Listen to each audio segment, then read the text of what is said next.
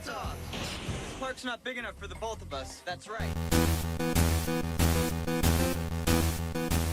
Hey guys, I'm here with David Yost, Billy the Blue Ranger. How you doing? I'm very well, thank you for asking. Great, great. I have a quick question. Just recently, you put out a challenge to Amy Jo Johnson. What was that challenge?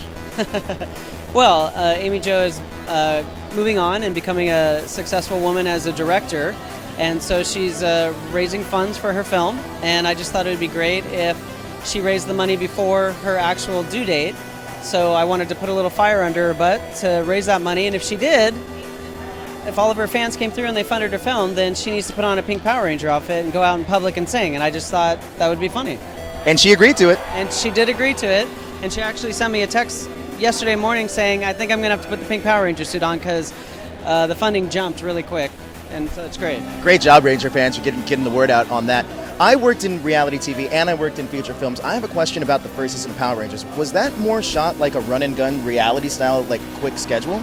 Yeah, I mean, I would say my whole 5 years on Power Rangers was shot that way. Really? Oh yeah, so it was very much, our producer Jonathan had it down to an art. He was an amazing producer and just had things like very succinct, and so it was like, we're going here, we're shooting this, we're going here, we're shooting this, we have this many pages to do, you got to do it this quick. It was just like we're all over the place, and you got to get what you got to get, and you got to get it done, so.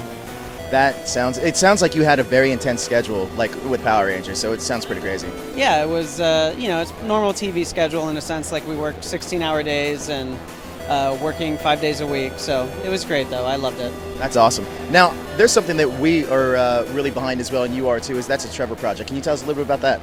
Well, the Trevor Project is a suicide hotline for people that are genuinely struggling with their sexuality, so it's for LGBTQ and I people. But anybody can call, and if they'll direct you where you need to go if you're maybe too old for their demographic or aren't gay and lesbian, whatever.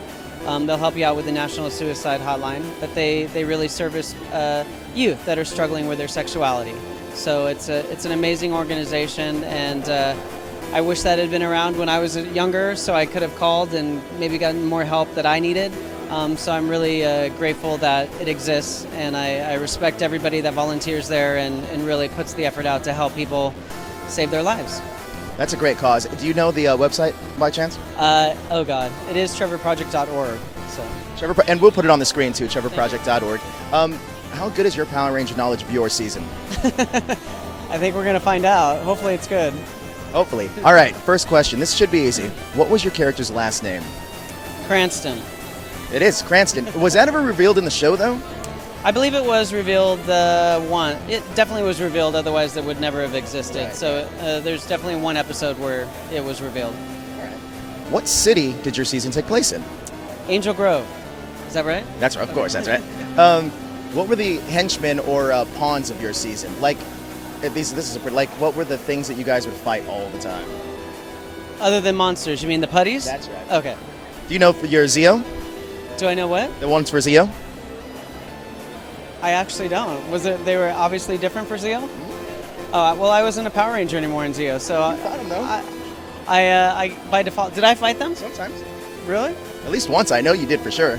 Okay, well, you know more than me. I didn't know I fought. I thought I was stuck in the command center with Alpha. The episode where you graduated early, I think, is the episode where you fought him. You mean I graduated from high school early? You don't remember this? Yeah, absolutely. I do. I'm just giving you a hard time. They were called the Cogs. The Cogs? Makes sense now. I remember that. You're right. What's your Power Ranger theme song? Your season's theme song. You might have to sing it? If you like. Well, no, I don't. I don't like, but it was like Go Go Power Rangers. You Mighty Morphin Power Rangers. Last question. This will be very easy. If you can choose any 4 other Power Rangers that were never on any of your seasons, who would you choose? You mean like from the shows that came after my seasons? Yeah. If I could choose any 4? Any 4. To be? To be on your team.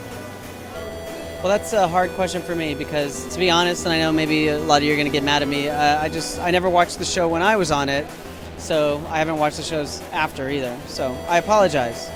Hard question. I'll get better about it. We'll say Forever Blue, and Billy could be the leader. Okay, that sounds That fun. work, yeah? Yeah. Thank you so much for this interview, David. Thank you. Appreciate it.